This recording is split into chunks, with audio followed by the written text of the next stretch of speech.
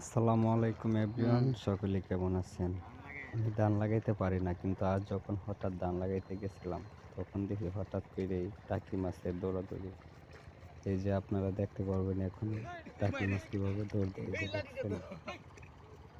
যাই হোক, ভাগ্য ভালো যে টাকি মাছগুলো আমরা ধরতে পারছি, কিন্তু ব্যাড লাক টাকি মাছ।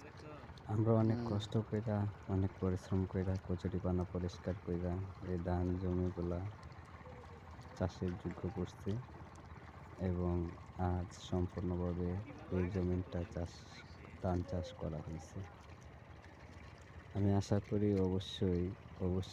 অবশ্যই আল্লাহ তাআলা আমাদেরকে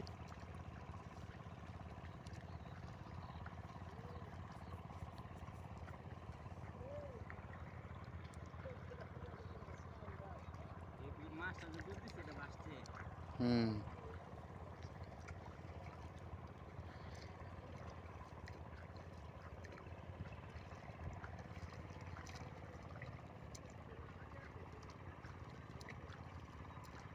ওই মামু আমি আলফা লাগাইছি